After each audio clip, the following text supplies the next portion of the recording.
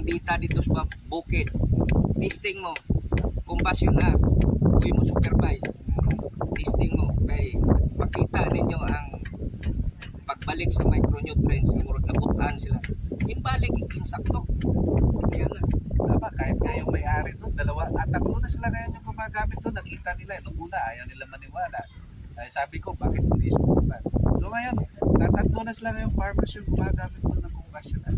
Kasi nakikita nila na malaki talaga yung tulong. Imagine, pag nagpahawal ka ng mattress, bilas, papunta doon sa taas, magkano yung bayad?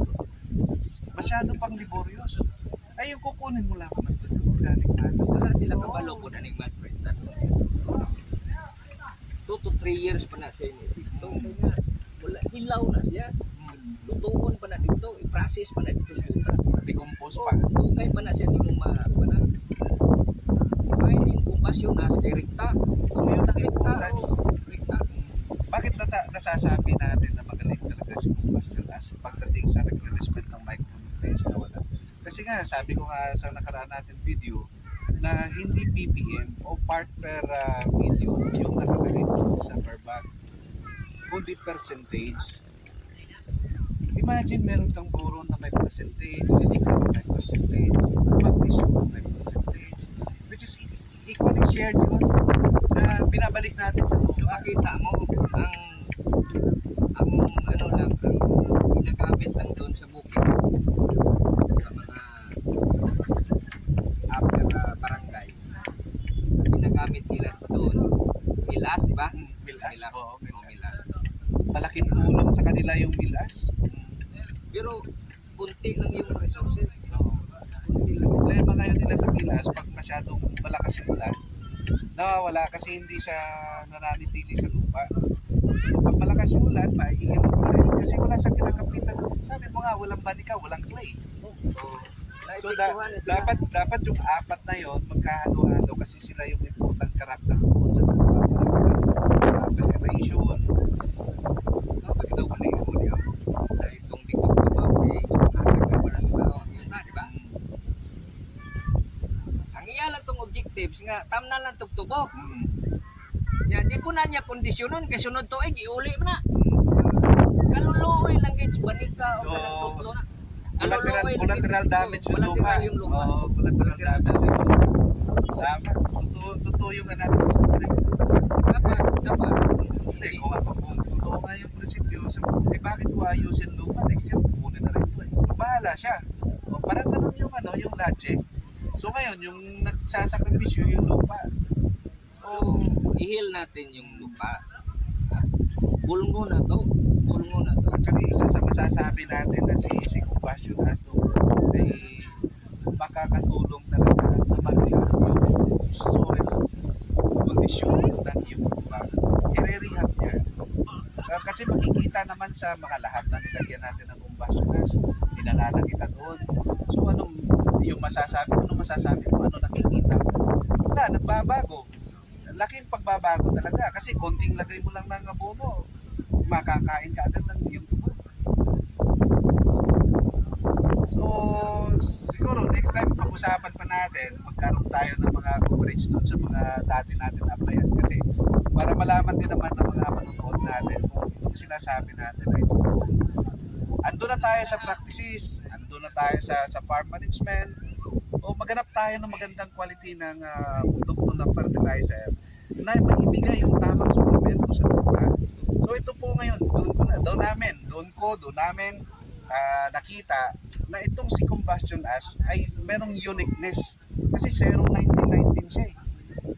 Wala lang nga siyang N, pero meron siyang phosphorus na kailangan ng pananim, meron siyang potassium kailangan ng pananim, plus itong calcium, magnesium, yung sinasabi natin micronutrients na kung saan pag nagsama-sama ito, malaking tulong ito para ma-distribute yung sapat at tamang nutrients na kailangan ng iyong pananim. Di lang sa tubo, kahit sa lahat na crops, pwede natin gamitin. So pasalamat tayo Dungloy no na nadala dito yung combustion as din sa iyo at least ikaw mismo yung nagpa-implement, ikaw mismo yung nakakita. So sa susunod natin ng mga videos, dadalhin natin sila doon sa mga inaplayan natin dati para na sa ganun makita nila na talagang Yung sinasabi natin. Yung mayari. Oo, yung mayari, kausapin na natin. Ito, we're not selling na kailangan bentahan kayo. Yung sa amin lang na, na it's time to realize na yung nawala natin na mga supplement doon sa lupa, yung mga nutrients, kailangan na natin balikan. Ika nga, 77 times yung nawawala. Kaya yung dating dagat ngayon ay hindi na Oo, yung mga barko, hindi na makalanding. hindi na masyadong makalanding kung hindi mo i-dredging. Kasi nandun na lahat eh. Nagkakaroon na ng soil erosion.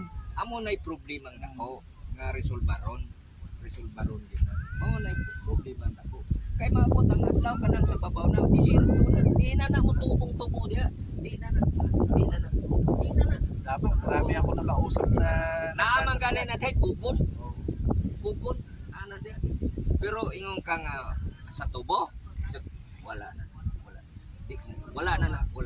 Kaya nga no, masakito na yuta. So dapat bulngon na ang yuta. Bulngon. So yun ang mga Istoryatan na parte mga farm sa atong Practices, operation o oo. mga practices na to. Wa dyan tunay kuan. Wa tay madaw-daw ngano. Masakito nimong yuta. Tama. Bisag unsa pa na nimong subo kay giubo-ubo na siya. Wala na. I-dextrose mo na. Parang dextrose na lang. Sige, Oo. kain ka. Oo. So yun na lang. So yung natatapon, sige, baliwala na lang. Kailangan natin. So kailangan talaga natin ng antidote. Yun ang kailangan natin. So ano yung antidote na kailangan natin para magamot natin yung lupa? Ayun na yung mga kaibigan, nandoon yan sa combustion gas natin. Kung makabili ka man ng boron, bibili ka ng 1 kilo. Kung makabili ka ng magnesium, bibili ka ng 1 kilo. Eto, nasa isang sako, nandun na lahat eh. Sa magoy labot. Kompleto na eh. Sa magoy labot ako nagaling kay nakita na ko kay kani ko galing social media ko. Nakita na ko nga ang tao dapat gidad-una nga kuan kay luoy kay na sila dito. Luoy na kayo. Tigulang naman punta basig wa naman punta ni. Ibalo sila sa problema nila. Mauna. Kaya yung young generation, kailangan malaman nila na ito pala yung problema ng lupa Napuroy mga natin. agriculturist nga graduate makatabang ta sa yuta. Dito mo pud sa chemical industry ng ubra nyo saon tama na. Wala. No choice din itong mga to kasi kailangan din ng trabaho. So yun, at least first step, ma-relay namin itong mensahe na to na kailangan natin. If meron kayong ibang mga pamamaraan dyan para maibalik yung dating nutrients ng lupa, mas maigi, mas maganda. Sa ngayon, ito lang ngayon yung nakikita namin isang solusyon nandito sa combustion gas eh. But then, pag meron kayo diyan at patuloy yung pagpapraktis ng natural way of farming, ito mas maganda yon. Sana po magka-collaborate pa tayo. Pwede kayo mag-message sa amin para na sa ganun mapag-usapan natin kung magtulungan tayo. Ay sa atin hindi lang to ngayon, para to sa kinabukasan ng mga upcoming generations. Kaya ngayon ito ginagawa natin. Sana maintindihan nila na itong lupa natin ngayon na tinatamnan, may mga sakit na. Yung iba malala na. Cancerous na. O sa cancer pa, stage 4 na. Hindi lang natin makita yan. Pero may resulta ang production. Doon mo na makita sa production. X-ray yung production. Salamat po. Salamat. Yun na muna. So maraming salamat. Sana po suportahan niyo po yung aming advokasya na makapag-relay ng information na maganda regarding po sa sakahan sa tubo. Thank you and good day.